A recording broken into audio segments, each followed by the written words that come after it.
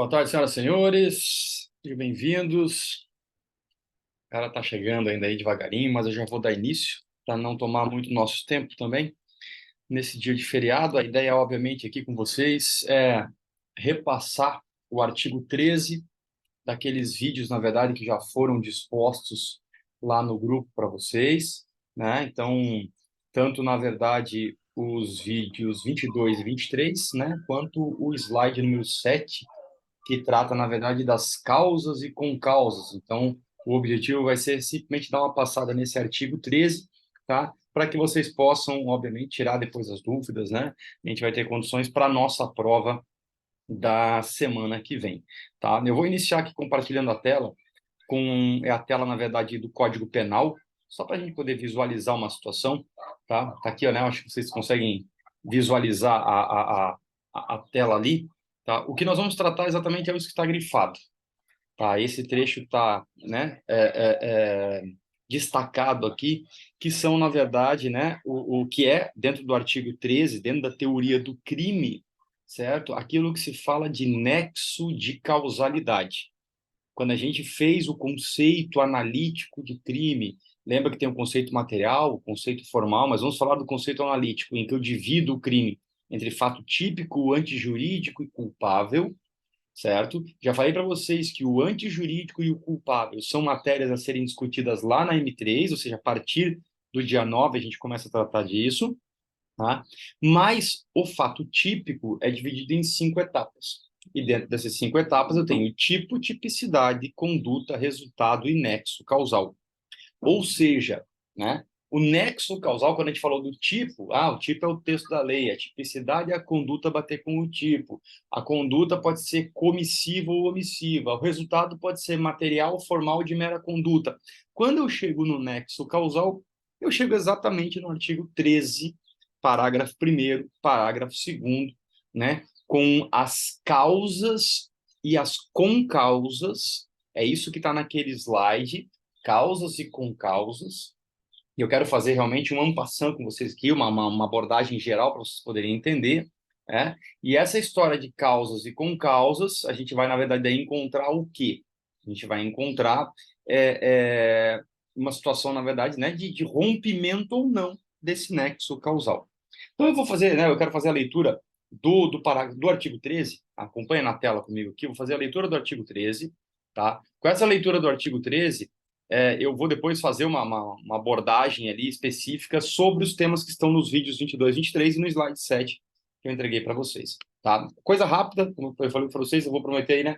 Não me estender nesse feriado para não atrapalhar também o feriado de vocês. Vamos lá no artigo 13, no caput do artigo 13. Olha só o que ele diz. O resultado de que depende a existência do crime, porque o crime precisa de um resultado, seja ele material, formal ou de mera conduta, ele precisa de um resultado. Este resultado, de que depende a existência do crime, somente é imputável, ou seja, eu só posso atribuir a quem lhe deu causa. É meio que até quase um princípio da pessoalidade da pena. Eu só posso dar a pena ao condenado, aquele que cometeu o crime. Eu não posso passar a pena de um criminoso para um terceiro, para um quarto, para um quinto. Então, é uma analogia que eu estou fazendo aqui só para vocês poderem entender.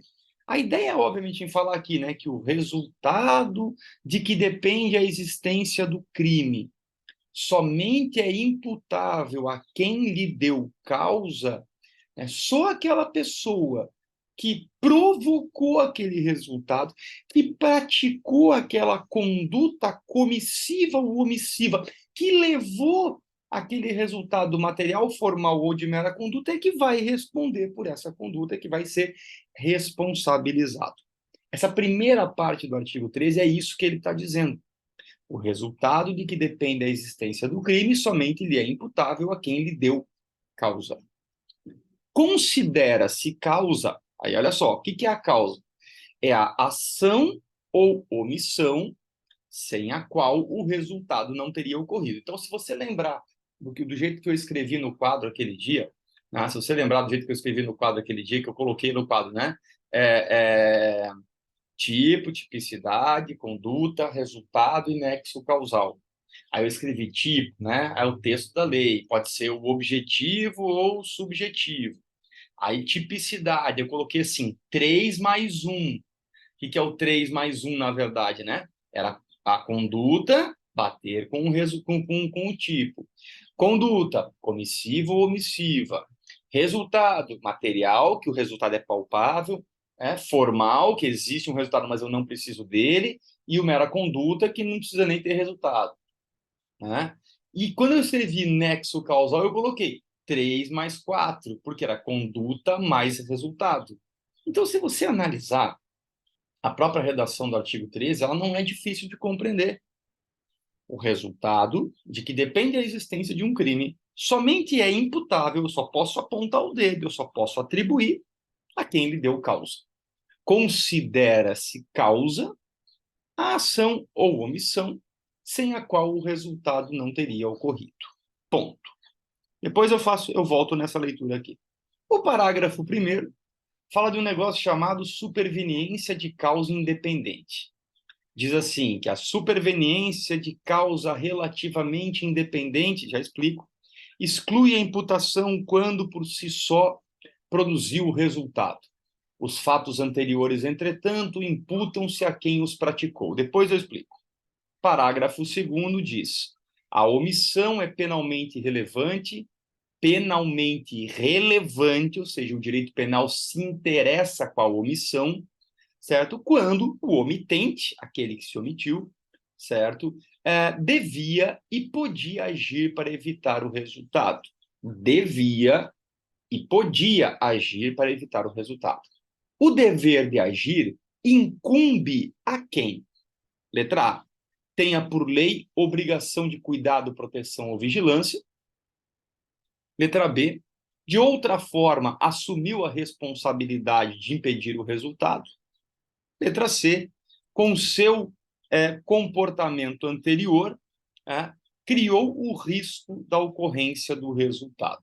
Bom, feita essa leitura inicial, né, do artigo 13, tá? Eu vou parar o compartilhamento dessa tela, eu vou compartilhar uma tela em branco para nós, para a gente poder tentar entender um pouquinho da dinâmica. E se você leu o slide, se você assistiu às aulas, salvo engano, é 22, 23, né? Conferir aqui no nosso canal ali, se era o 22 e 23. Aulas 22 e 23, isso aí. Então, se você leu a aula 22 e 23, assistiu, né? E leu os slides, vai ficar fácil de você compreender a situação. Vou parar e vou interromper o slide aqui e vou voltar para o quadro branco. Eu quero compartilhar com vocês um quadro branco para a gente poder escrever aqui de uma maneira legal. Uma boa tarde especial aí, então, a Rosângela, a Luzia, a Melissa, o Nicolas, Josiane, Graziela, João Vitor, a galera que está chegando, obviamente, aqui devagarinho na nossa aula de hoje, tá? Deixa eu compartilhar um quadro branco para vocês. Espera aí. Deixa eu colocar um quadro branco aqui. Novo quadro branco. Um pouquinho, tá? Só aí eu criar o quadro branco aqui. Pronto. Fechou? Eu acho que agora vocês conseguem acompanhar, né? O quadro branco, certo? 7 pessoas estão seguindo você, então fechou. E eu quero que vocês entendam, tá? Vamos pensar, vou fazer vários rabiscos aqui para a gente tentar entender uma situação. Vamos imaginar o seguinte, tá? Eu tenho um agente. Esse agente, ele quer atingir, certo? Determinada pessoa. Só que, paralelamente a esse agente A, existe um agente B. Ambos não se conhecem, não têm contato, não estão ligados subjetivamente para a prática do crime. No entanto, os dois querem atingir o cidadão D ali no final do slide. Então, imagine, na verdade, que o A atire em relação a D, desculpe, e B atire em relação a D.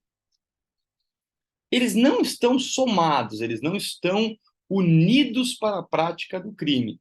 Cada um tem uma intenção.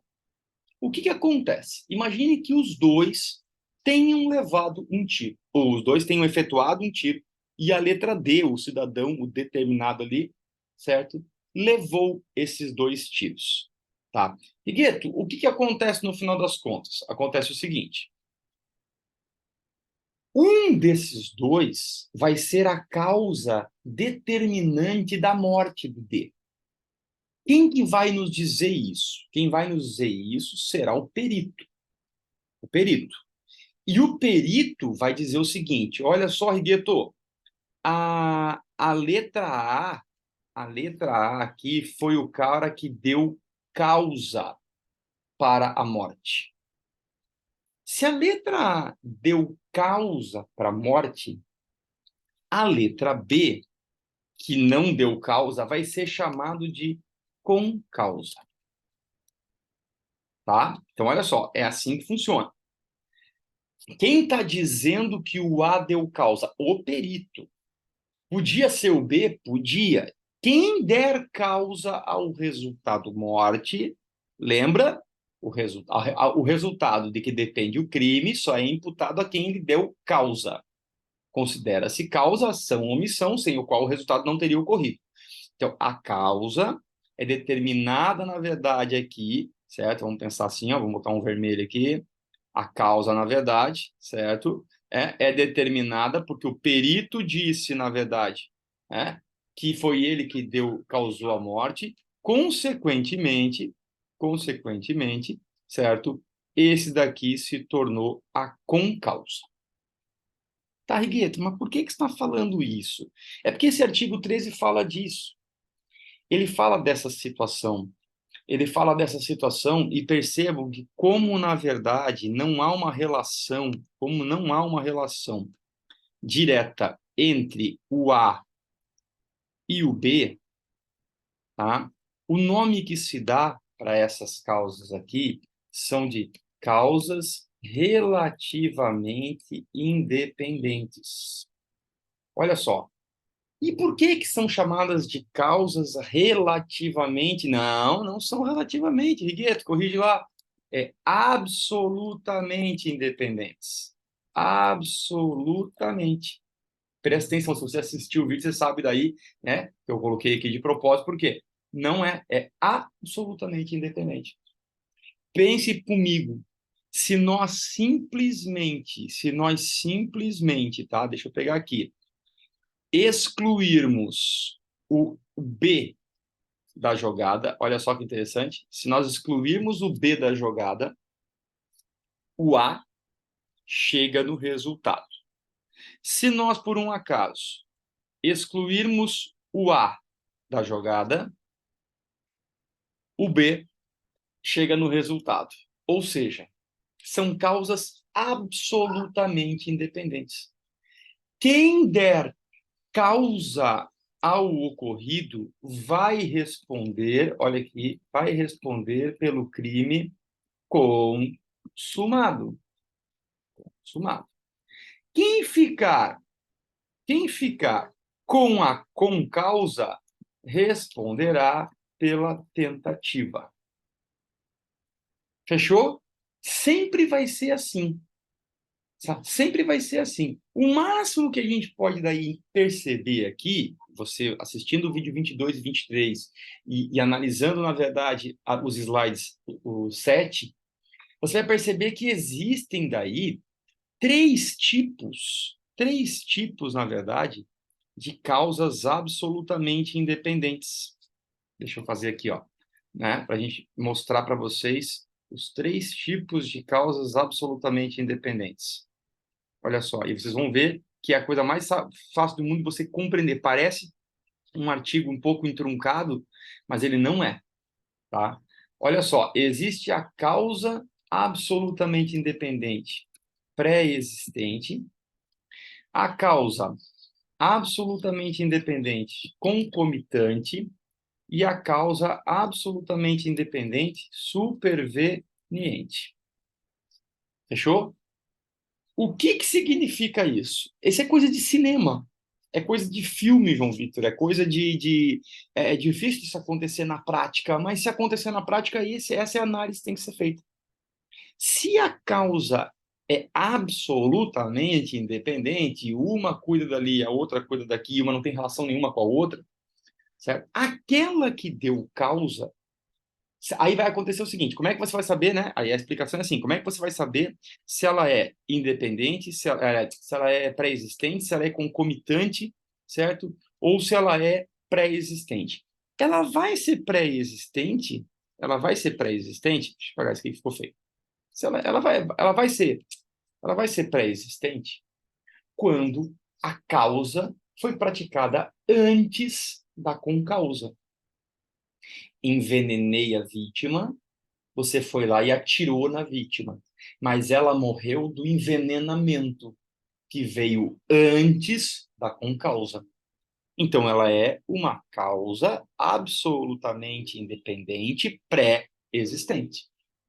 Se eu tiver envenenando a vítima enquanto você atira, ao mesmo tempo que você atira, nós temos um exemplo que a perícia vai dizer, olha, os dois foram concomitantes. Porém, quem matou foi o veneno.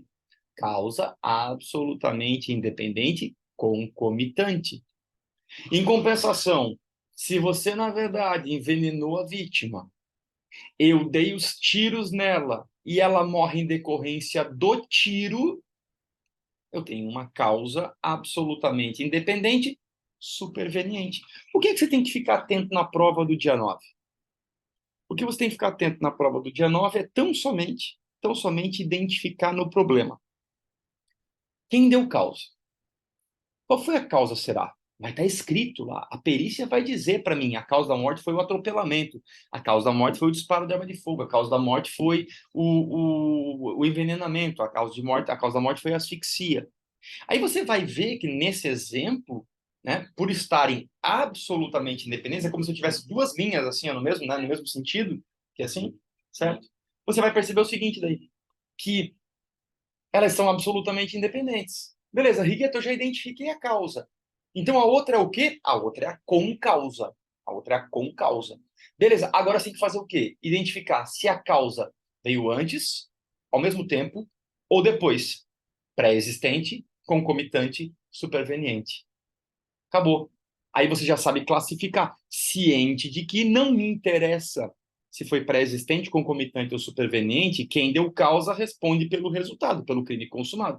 Aquele que deu o tiro, mas não foi ele que matou, aquele que atropelou, mas não foi ele que matou, aquele que envenenou, mas não foi ele que matou, que responderá na figura da tentativa. Captaram? Deu para pegar essa jogada aqui? Então, assim, ó, né, essas são as causas absolutamente independentes. Eu vou dizer para você, a minha pegadinha, certo? Para a nossa prova da semana que vem, certo? Ela tá, deixa eu ver aqui, peraí. A minha pegadinha, na verdade, ela tá aqui, ó, certo? Eu vou pegar essa jogada, ó, causa, crime consumado com causa tentativa, certo? Essa classificação aqui de baixo basta você ver se automaticamente, né? Vamos colocar aqui em outro formato aqui. Aqui. Pensa comigo, ó.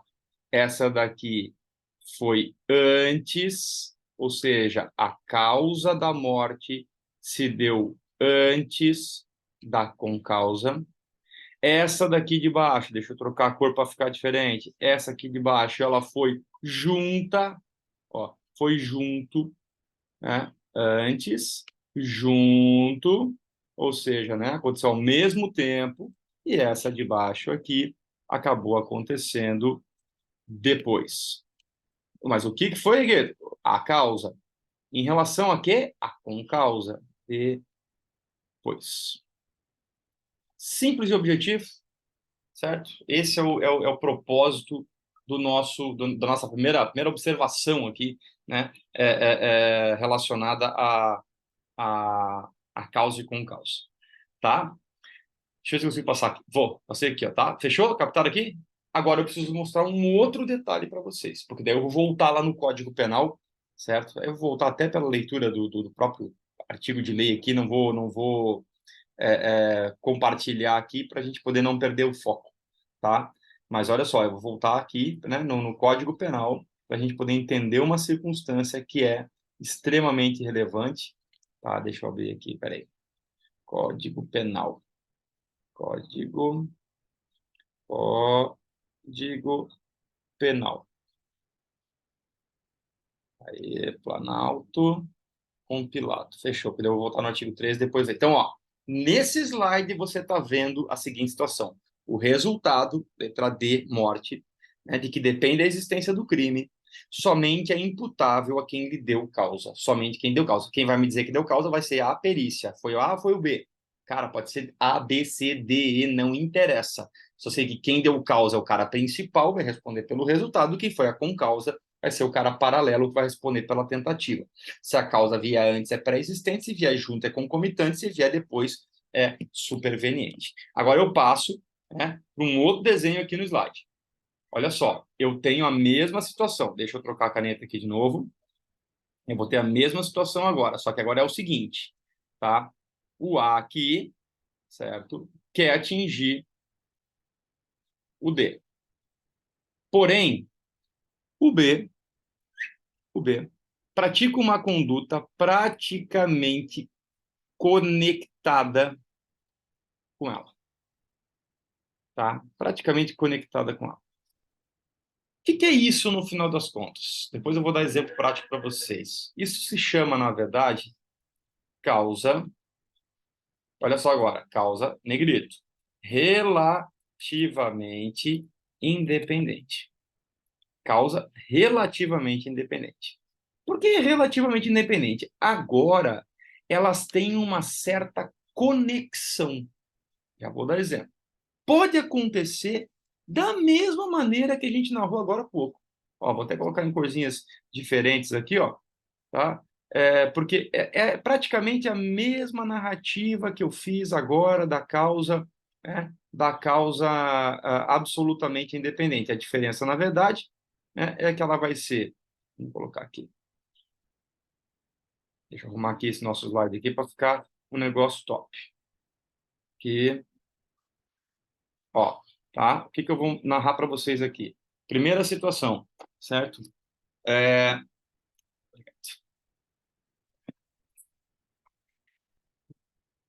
vamos lá. Pré-existente, pré-existente, existente. Vamos colocar outra aqui. Concomitante. Vamos colocar outra aqui. Superveniente. Isso aqui não ficou tão bonitinha quanto a outra, que as flechas não estão querendo colaborar aqui. Não estão querendo ficar na forma. Olha aí, tá vendo? Vamos ver se. Ah, agora sim eu consigo. Tá. Para ficar um negócio mais bonitinho aqui, porque estava feio demais. Pronto, agora ficou certo. Ó, tá? As causas relativamente independentes, elas seguem a mesma linha de raciocínio. Pré-existente, concomitante ou superveniente. Só que agora as coisas mudam, né, de figura. Por quê?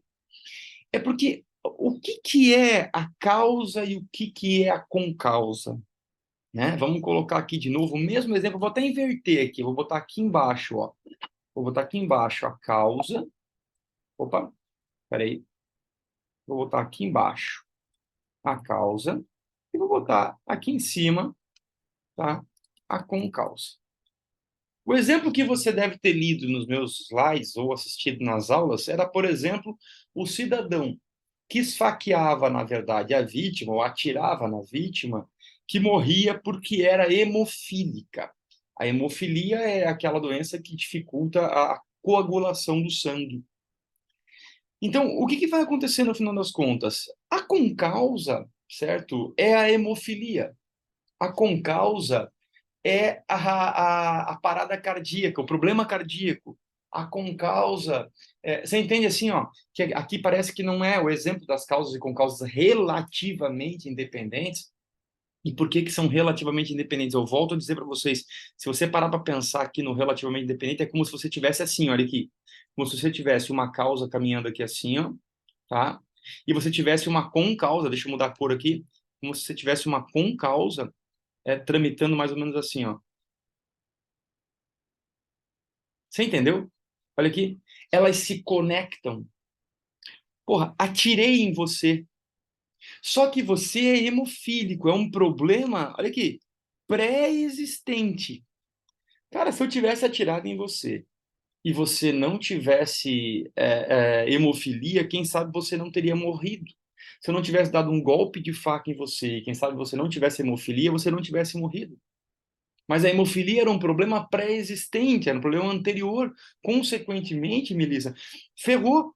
Então, assim, ó, o cara que teve, né, que causou a situação, que teve a ação ou omissão, né, e que chegou no resultado morte atingindo o cara aqui que era o hemofílico, ele vai responder pelo resultado.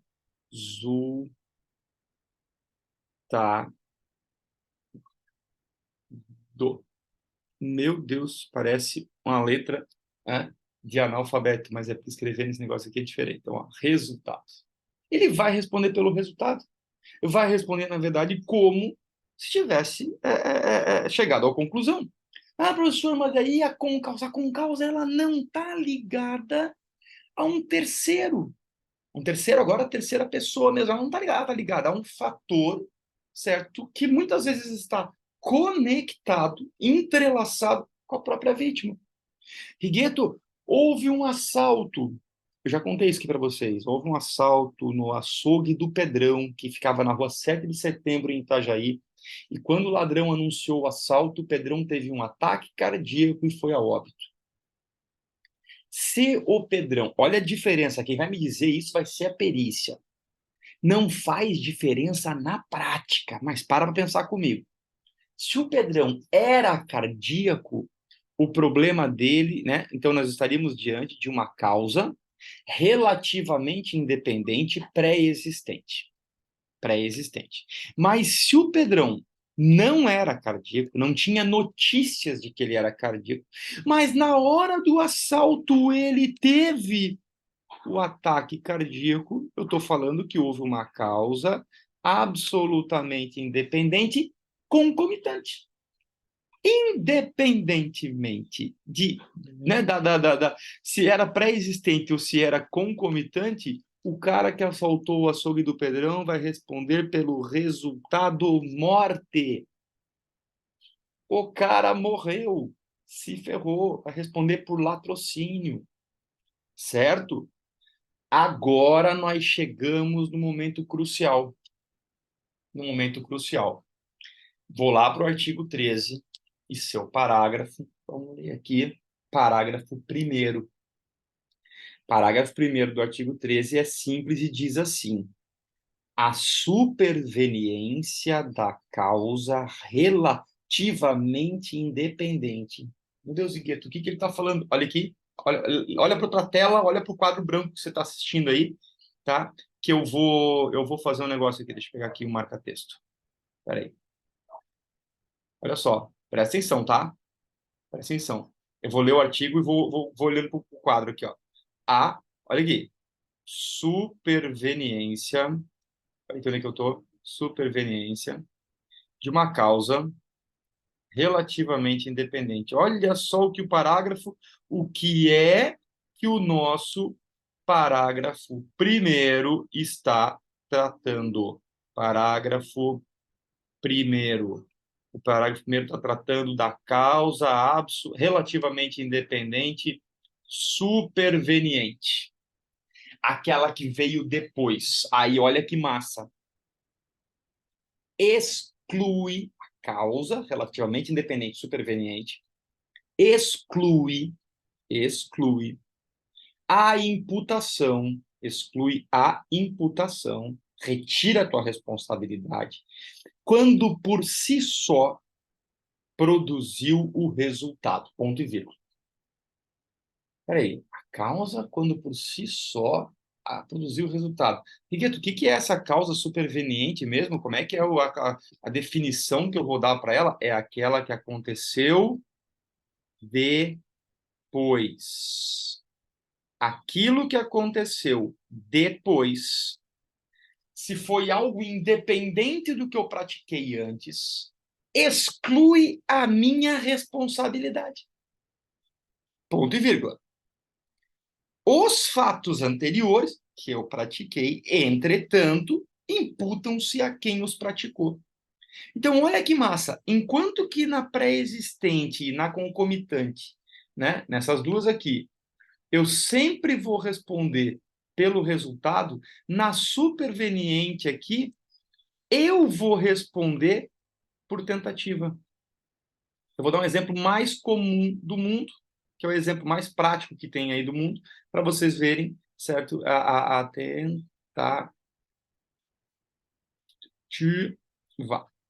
Tentativa. Eu briguei com você numa festa, agredi você brutalmente, porém você é resgatado pelo SAMU. Você é resgatado pelo SAMU. Ao ser resgatado pelo SAMU, você está muito machucado, mas você não morreu. Dentro da ambulância, em direção ao Hospital Ruth Cardoso, ao Hospital Marieta, ao Hospital Azambuja, ao hospital que for, a ambulância sofre um acidente e você vem a óbito em decorrência de múltiplas fraturas decorrente do acidente. Uau, Rigueto! E aí? E aí que, olha só, uma causa relativamente independente. Por que relativamente independente? Se eu não tivesse batido em você, você não estava dentro da ambulância. Como eu te bati, você foi para dentro da ambulância. Essa causa relativamente independente, que deu a morte, ela é superveniente. Ela veio depois da morte. E quem deu causa a essa morte foi um caminhoneiro que cruzou um sinal vermelho e bateu na ambulância. Eu não tenho nada a ver com isso. A causa relativamente independente e superveniente retirou a minha responsabilidade penal sobre os fatos quando os fatos que aconteceram por si. O caminhão bateu na ambulância e matou o paciente. Eu, no entanto, responderei pelos atos até então praticados. Lesão corporal. Esse é um exemplo bastante comum. Captaram? Deu para ficar clara essa situação? Repito, tá? A leitura, né, do slide 7 e as aulas 22 e 23 vão fazer diferença na hora da prova da semana que vem, né, no dia 9 de novembro. Vamos lá? Bom,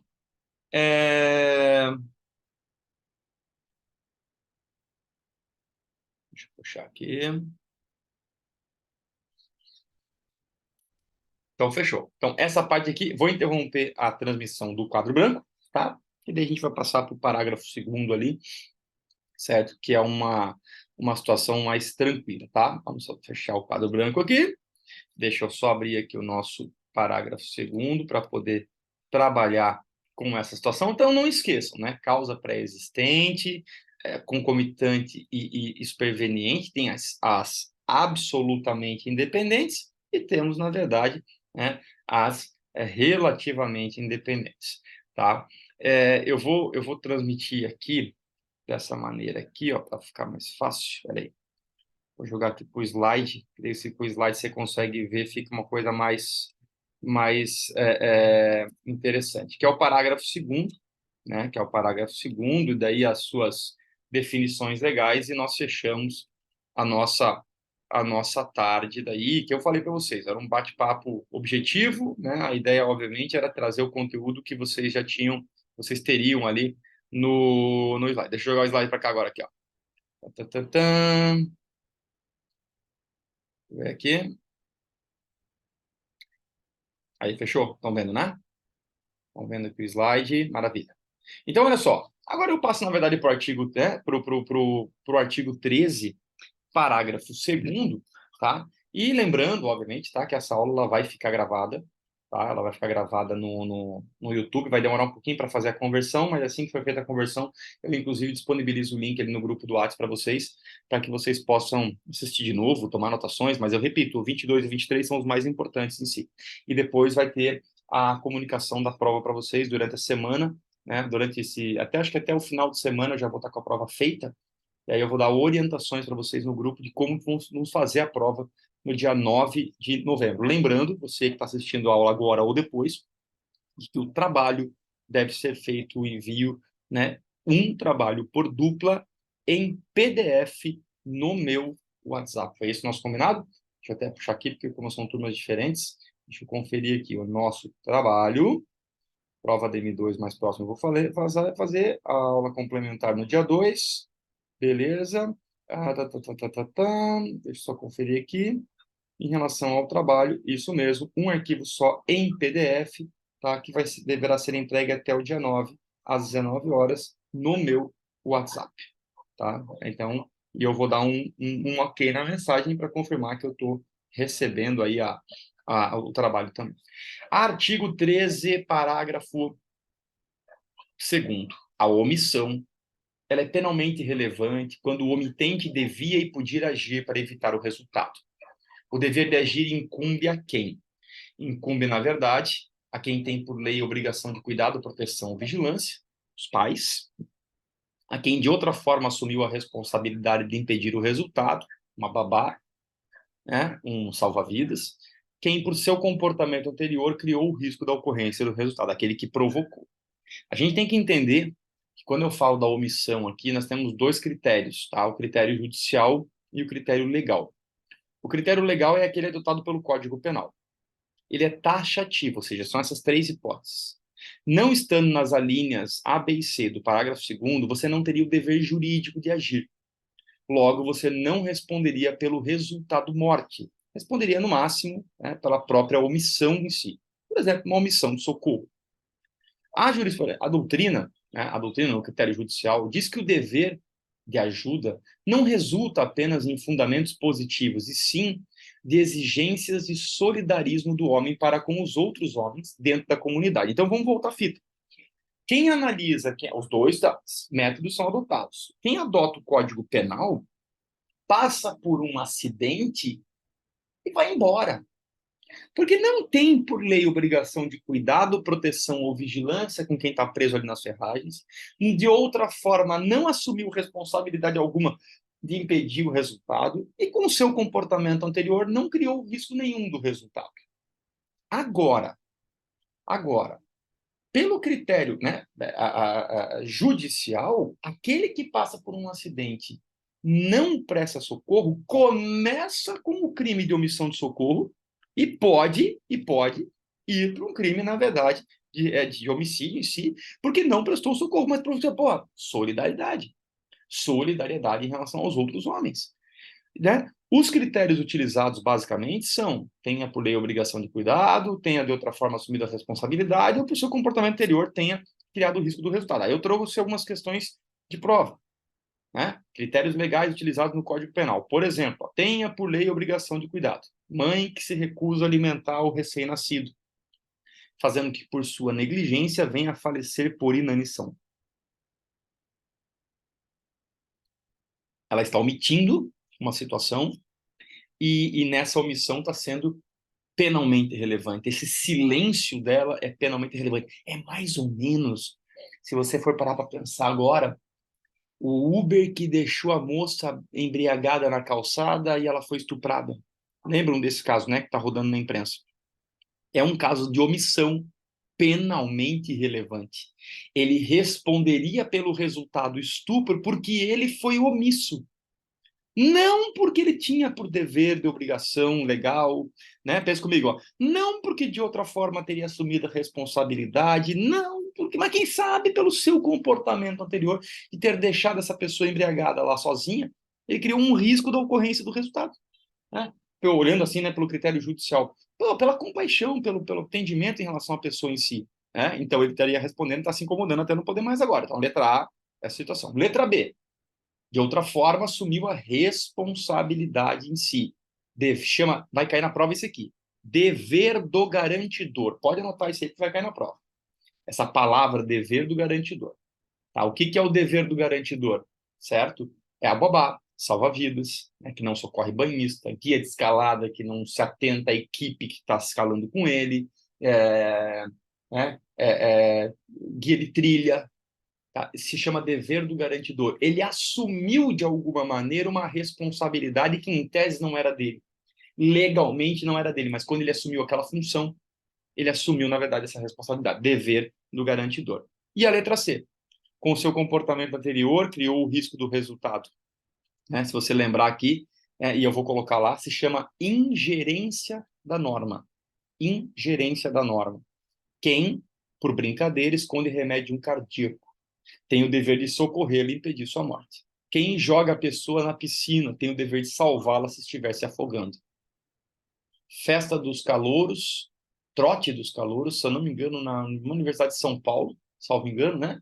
Curso de medicina, salvo engano, onde veteranos embriagaram os calouros e jogaram um dos calouros dentro de uma piscina. Ele estava embriagado, estava todo mundo embriagado, ele não sabia nadar e ele morreu. Esse é o resultado. Ó, o comportamento anterior de jogá-lo dentro da piscina criou o risco da ocorrência do resultado, tá? Então, o que acontece? Esse artigo 13, parágrafo 1º, parágrafo 2º, tá? E as suas alíneas tratam, né, do negócio chamado causa e concausa, tratam, na verdade, do nexo causal. Nexo causal. Repito para vocês, peço, né, encarecidamente que todos vocês, né, que estão hoje, né, nesse período da tarde aqui comigo aqui, e a galera que vai assistir na sequência pelo YouTube, né, que realmente fiquem atentos aos vídeos 22 e 23, tá? Porque ali eu explico com mais detalhe, ali eu faço, na verdade, um detalhe mais, né, um pouco mais completo aquela explicação em si, para que você possa, obviamente, entender o assunto, e aí eu vou dizer para vocês, ó, dia 9, não esqueçam, né, a entrega do trabalho pelo WhatsApp, certo? E no decorrer do final de semana, agora que eu tiver com a prova pronta, eu vou mandar uma mensagem para vocês no WhatsApp para orientar vocês de como nós faremos essa prova no dia 9. Você precisa ficar atento ao grupo do WhatsApp, tá bom? Eu fico à inteira disposição de vocês, tá? Para quem for assistir depois, inclusive no próprio grupo do WhatsApp, tá? Podem fazer perguntas se tiver dúvidas. Gueto, não entendi. Resumão da história. Causa e concausa.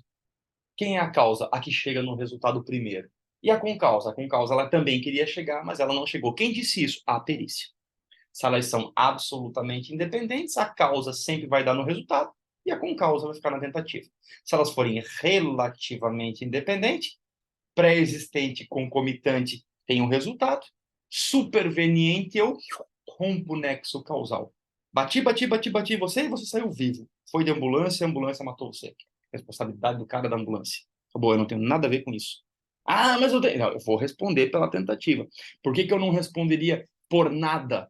Porque os fatos estão entrelaçados. Repito, se eu não tivesse batido em você, você não estava na ambulância, né? Então tem que tomar esse cuidado em relação ao artigo 13. Fechou, galera? Basicamente é isso, tá? Leiam com atenção certinho ali, certo? Espero que vocês tenham entendido a dinâmica. Vou converter isso aqui para o YouTube, vou colocar no vídeo lá no grupo de vocês, tá? Desejo a todos um ótimo restinho de feriado, uma ótima sexta-feira, quem for emendar. Eu não vou emendar, vou trabalhar mais cedo, tem bastante coisa para fazer. Sábado eu dou aula o dia inteiro.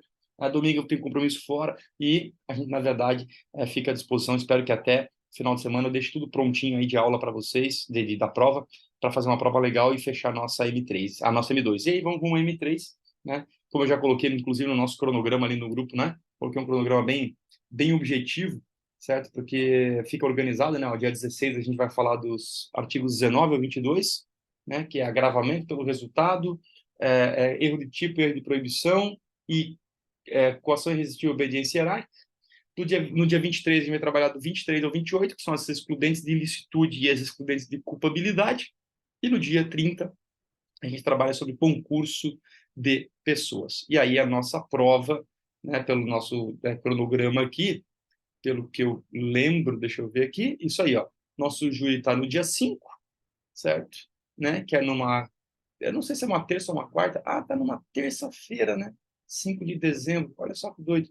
Terça-feira, tá certo. Tá? E dia 7 a nossa prova. Mas daí a gente vai ajustar a M3 também lá na frente, tá? Quem sabe até tem algum ajuste aí na data do nosso trabalho, tá? Quem sabe a gente faça um ajuste no trabalho aí, joga o trabalho pro dia 7, tá? E aí a gente faz um esquema diferente. Tá bom, pessoal? Boa tarde para vocês, fiquem com Deus, bons estudos e até a próxima.